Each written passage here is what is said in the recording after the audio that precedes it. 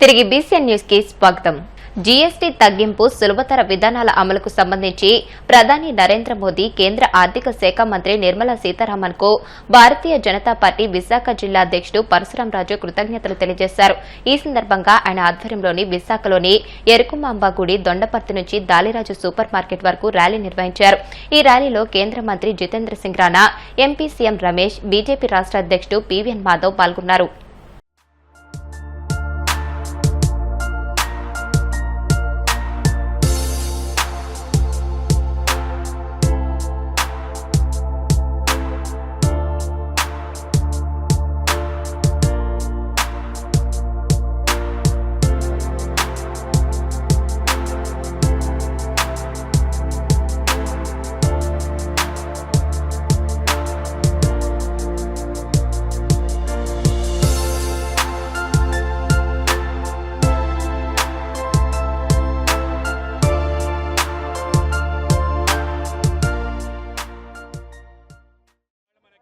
GST తగ్గించడం కారణంగా కొత్త సరళీకృత జీఎస్టీ విధానాన్ని నరేంద్ర మోడీ గారు తీసుకురావటం ఏదైతుందో ఇవాళ సెప్టెంబర్ 22 దసరా ప్రారంభ తొలి దినం. ఈరోజు అందరికీ కూడా పండగ ముందే వచ్చిందనే విధంగా దసరా దీపావళి ఒకేసారి వచ్చిందనగా మనం ఆ విధంగా దేశవ్యాప్తంగా సంబరాలు చేసుకుంటాం. ముఖ్యంగా చిన్న వ్యాపారస్తులు, మధ్యతరగతి వ్యాపారస్తులకి ఒక వరం లాంటిది కనుక ఆ సందర్భంలో అందరికీ కూడా ధన్యవాదాలు తెలియజేసే ఒక కార్యక్రమాన్ని ఇవాళ మన ప్రియతమ మంత్రి శ్రీ జితేంద్ర సింగ్ జీ ఇవాళ రావడం జరిగింది.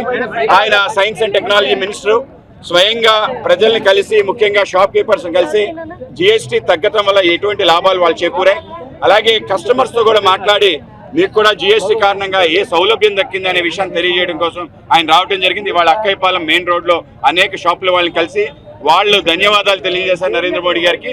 అలాగే వాళ్ళందరూ కూడా స్వదేశీ వస్తువులు వాడాలి అని చెప్పి ఆత్మ నిర్భర వైపు అంటే స్వయం సమృద్ధి భారత్ నిర్మాణం దీని ద్వారానే జరుగుతుందని చెప్పి ఆ విధంగా వ్యాపారాలు పెరిగే విధంగా వాళ్ళు స్వయంగా మంత్రి గారు రావటం మనందరి అలాగే आज से लेकर 29 तारीख तक जीएसटी बचत सप्ताह मनाया जा रहा है और ये जीएसटी बचत उत्सव है। इसकी शुरुआत आज हम सब ने यहाँ पर आंध्र प्रदेश में विशाखापट्टनम के इस तटवर्ती शहर में खूबसूरत कोस्टल सिटी में अख्यापल्लम मेन रोड जो मेन मार्केट है वहाँ से इसकी शुरुआत की है। हमने अलग अलग दुकानों में जाकर के दुकान का जो मालिक है उनका अभिनंदन कर रहे हैं, उनको एक पुष्प भेंट कर रहे हैं धन्यवाद के लिए, अभिनंदन के लिए। फिर उनसे ये कह रहे हैं कि ये स्वदेशी सामान हम यहाँ बेच रहे हैं, हम इसके ऊपर गर्व महसूस करें, फख्र करें। एक स्टिकर लगा रहे हैं, गर्व से कहो हम स्वदेशी हैं, और साथ में ये भी कि यहाँ स्वदेशी सामान बिकता है। और उसके बाद वहाँ पर जो ग्राहक है, जो कस्टमर है, उनसे भी बात करके उनको कैसा लग रहा है। तो सबने एक स्वर में इन सिंगल वॉइस सबने प्रधानमंत्री मोदी जी का धन्यवाद किया है। मोदी जी ने इस साल का जो त्योहार का मौसम है, अभी विजयदशमी आने वाली है, अभी नवरात्रि चल रहे हैं, उसके बाद विजयदशमी फिर दीपावली, तो हमें जो फेस्टिवल गिफ्ट दिया है, मुझे लगता है आज़ादी के बाद 70 साल इस तरह का गिफ्ट किसी ने नहीं दिया जो आदरणीय मोदी जी ने दिया है। आप देख सकते हैं सारी मार्केट में किस तरह त्योहार जैसा వ్యాప్తంగా కూడా విజయదశమి మొదటి రోజు ప్రధానమంత్రి నరేంద్ర మోడీ గారు పేద ప్రజల ప్రయోజనాల కోసం, మధ్యతరగతి కుటుంబాలు బాగుండాలనే కోసం, ఎల్లప్పుడూ పండుగ జరుపుకోవాలనే కోసం 18% నుంచి 5%, 18% నుంచి 0% చేసి మధ్యతరగతి వారు ఏ వస్తువులు అయితే ఎక్కువ వాడతారో ఆ వస్తువులను ఈరోజు జీఎస్టీ తగ్గించడం వాళ్ళ కళ్ళల్లో ఆనందం చూస్తే ఈరోజు నిజంగా చాలా సంతోషంగా ఉంది. ఇది దేశవ్యాప్తంగా కూడా ఈరోజు ఒక ఉత్సవం మాదిరి, ఒక పండుగ మాదిరి జరుపుకుంటున్నారు. ప్రజల్లో ఒక అవేర్నెస్ రావాలని ఈరోజు ప్రధానమంత్రి గారు ప్రతి పట్టణానికి కూడా మంత్రులను పంపించి అక్కడంతా కూడా జీఎస్టీ చెప్పిన ప్రకారం చేయాలని చెప్పేసి, అలాగే విదేశీ వస్తువులు ఏమీ లేకుండా కూడా మన స్వదేశీ వస్తువులే ఉండాలని చెప్పేసి ప్రధానమంత్రి గారి పిలుపు మేరకు ఈరోజు ఈ కార్యక్రమాలు చేపట్టారు. ఏలూరు జిల్లా భీముడోలు మండలంలో దేవీ శరన్నవరాత్రి వేడుకలు వైభవంగా నిర్వహిస్తున్నారు. 3వ రోజున బుధవారం స్థానిక భీముడోలు జంక్షన్లోని శ్రీ శారదా అమ్మవారి మండపం వద్ద శరన్నవరాత్రి ఉత్సవాల్లో భాగంగా అమ్మవారు విశేష అలంకరణలో భక్తులకు దర్శనమిచ్చారు. అర్చకులు దారముక్కల గోపాలకృష్ణ శాస్త్రి పర్యవేక్షణలో భక్తులు విశేష పూజలు నిర్వహించారు.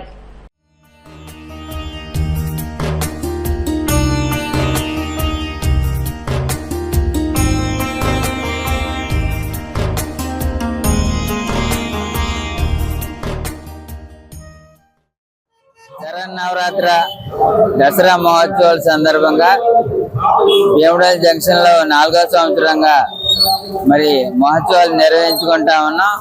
వ్యాపారస్తులందరూ సహకారంతో మరి 5,000 మంది ఈ అన్నదానం కార్యక్రమం నిర్వహిస్తా ఉన్నా. ప్రతి సంవత్సరం కూడా దాతలందరి సహకారంతో మరిన్ని సంవత్సరాలు ఎంతో ఆనందంగా మరి మహోత్సవాలు జరుపుకుంటామని కోరుకుంటూ అందరూ సహకరిస్తున్నారు. నమస్తే. భీముడోలు జంక్షన్ లో 10వ సంవత్సరం నుంచి అమ్మవారి శారదా నవరాత్రులు జరుగుతున్నాయి. ఇక్కడ ప్రతినిత్యం ఎక్కడి నుంచో భక్తులు వచ్చి ఇక్కడ అమ్మవారిని దర్శించడం జరుగుతుంది.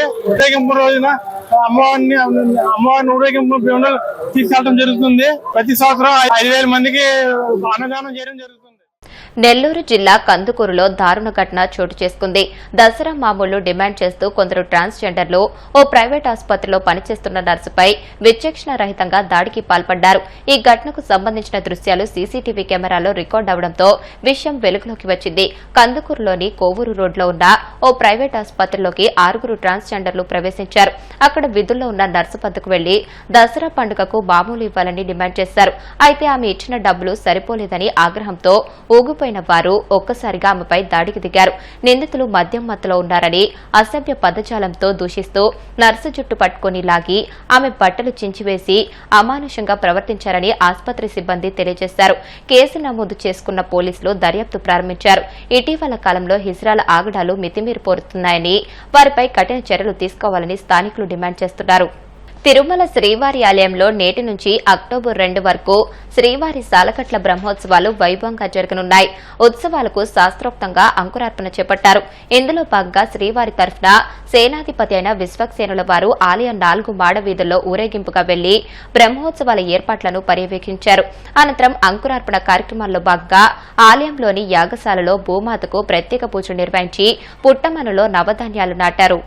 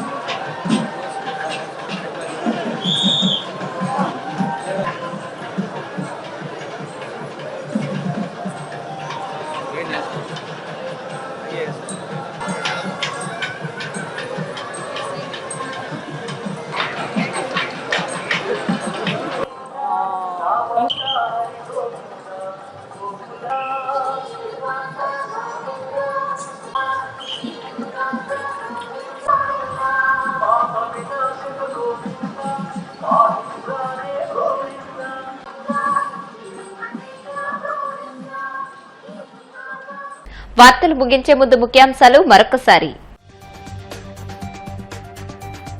గిరిజన ప్రాంతాల్లోని ప్రభుత్వ ఆసుపత్రిలో ఖాళీగా ఉన్న వైద్య పోస్టుల భర్తీకి స్టాఫ్ నర్సుల నియామకాలకు ప్రథమ ప్రాధాన్యమిస్తున్నాం. శాసనసభలో మంత్రి సత్యకుమార్ వెల్లడి.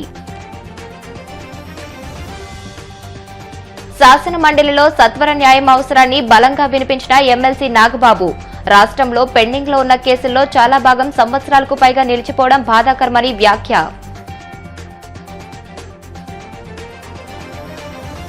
వైసీపీ హయాంలో అప్పులపై అసెంబ్లీ వేదికగా కూటమి చేసిందంతా దుష్ప్రచారమే.